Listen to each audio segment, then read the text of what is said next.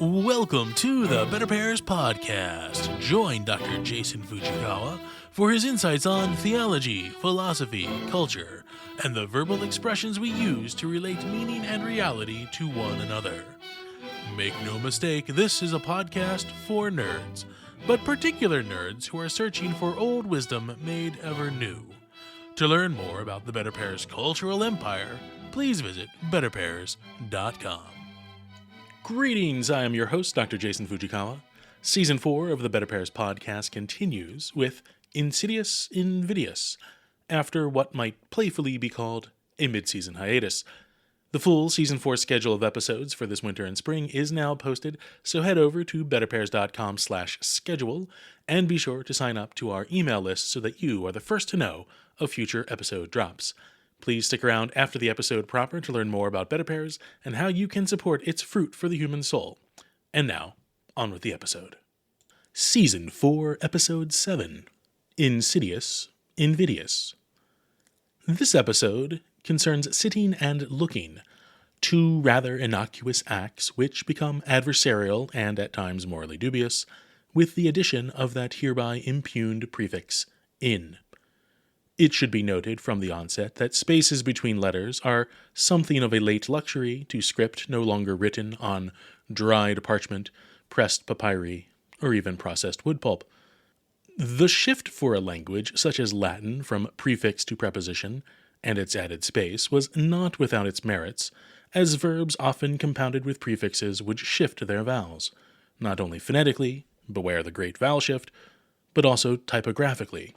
For example, capio becomes incipio, cado becomes occido, and teneo becomes contineo.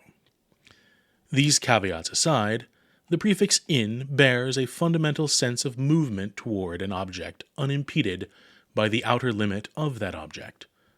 Imagine a pugilist punching towards his adversary. The punch, qua punch, is ordered to ending not at the perimeter of the opponent's head, but indeed into, the space currently occupied by that head itself. From this, the primary meaning of in includes into, and even the adversative against, which is only a step away from the negative meaning of in, as in incoherent. The progression of meanings for in is not without its pitfalls. We are looking at you, inflammable, which means both able and not able to catch fire. Nevertheless, it is the extended meaning of in, the adversative meaning against, which animates or perhaps defines sitting and looking for the words insidious and invidious respectively. The illiberal serf of Big Lexi, the lexicography cartel, will look up the Latin noun insidia and be satisfied with a meaning of ambush or trap. Little thought, if any, will be given to the very act of carrying out an ambush, particularly such treachery against one whom a declaration of war or open feud has not yet been declared. Few who have not themselves done so consider what it takes to sit and wait, to draw out your opponent from his quotidian life in order to irrevocably alter it through such a deplorable act, an act which cowered to be performed with honor on a field of combat. To stand against in stare an adversary is one thing. To sit against in sidere, feigning passivity for a surprise attack, is quite another. The painting, Cicero Denounces Catiline, by Cesare Maccari, conveys, like little else, the disintegration of fellowship, of civil order by insidious sedition. The context of the painting is the late Roman Republic in 63 BC, the year in which Marcus Tullius Cicero, as consul, uncovered a plot to overthrow the previous election by a political coup led by the senator Catiline. Cicero had hard evidence to prosecute the members of this conspiracy, but he was uncertain of its extent. If a formal trial had been conducted in the Senate, perhaps the conspirators, in this conjuratio, would have outnumbered those outside of it, in which case the Republic would already be lost. Fearful of this political trap and continued assassination attempts on his life, Cicero instead had 5 of the conspirators, senators of Rome, summarily executed, that is, without trial. In doing so, Cicero likely saved the Republic, which would be lost in only another 2 decades. His career was forever marked with favor or disfavor by the consequences of such sedition and insidia. Perhaps our modern disjunct, or rather disconnection, on this matter stems from our companionship, sharing bread together, holding table fellowship enclosed and therefore facing one another. Long gone are the days, and perhaps for good reason, of being served at table by waitstaff who needed ready access to you, as with the ancient Mediterranean triclinium, or even Da Vinci's Last Supper. To sit aside or abreast one another is to take in the goods of this world together, and together to confront its perils. To sit opposing one another is to sit in opposition, for example, in a chess match. Modern romantic dinner dates do not so much get off on the wrong foot as they do the wrong adversarial seat. Praise be to the opera box, the horse-drawn carriage, and the rotational movement of paired dance to correct this callous calumny.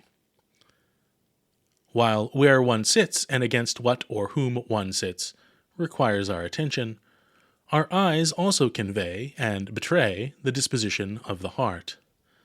Invidious invidia is currently all the rage in markets and the public square, and likely its source.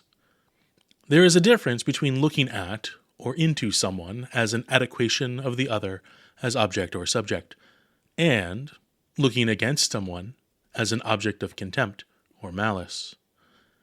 Invidia, to look against, is the linguistic and ontological source of envy. Such envy precludes the sympathetic tasting of the sapiential tradition.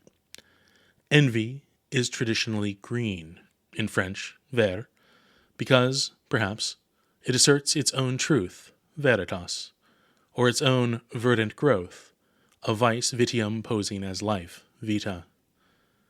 In envy, the prefix in, assimilated to en, is both an adversarial looking against another, hating the goods another enjoys relative to the absence of those goods for oneself, the covetousness of the latter commandments, and a looking into oneself for justice, or rather, justification for this inimical animus. Envy robs gratitude from grace received, and pollutes grace given by keeping score, by focusing on want and not what waxes, by perverting the genuine, verdant gifts of God in one's own life, by a fixation on the inequity of blessings bestowed on another in the name of truth and by extension justice.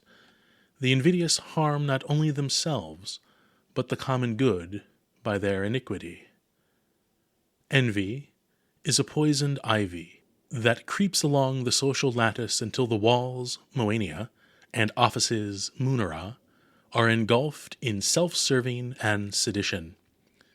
It was for envy that Catiline conspired a conjuratio against the late Republic, for envy that each Roman triumvirate collapsed into bellum civile, for envy that the traitorous and so-called great Herod, so incensed by his rightful rival, did command and effect the death of holy innocents.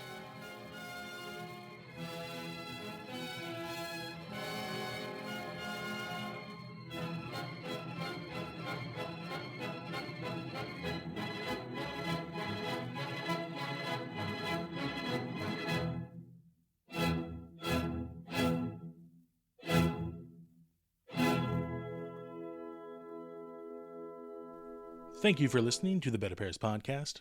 The Better Pairs Podcast is offered free through the wonder of the internet, but made possible through the continued contributions of our listener audience. Our crowdfunding program, Better Pairs Leaves, is simple and, some might say, elegant in design. For your monthly contribution of $15 or more to Better Pairs, you will receive a thank you gold pack in the mail, along with an update on the work of Better Pairs. Please visit betterpairs.com/leaves for more information and to contribute. Better Pairs Leaves is like a Patreon, but with fractional physical gold instead of behind-the-scenes and blooper reels.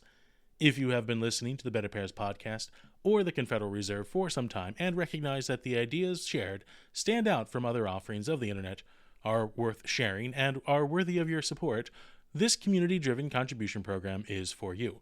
If you are an adult in the Oklahoma City area, consider attending one of our participatory reading fellowships. Currently, we are reading the plays of William Shakespeare and The Lord of the Rings by J.A.R. Tolkien. More information and registration are linked at betterpairs.com. Lastly, the Better Pairs Memorare prayer campaign continues. Pledge and report your offered prayers for the success of Better Pairs at betterpairs.com/memorare. Thank you for your continued patronage of attention, prayers, and Federal Reserve notes.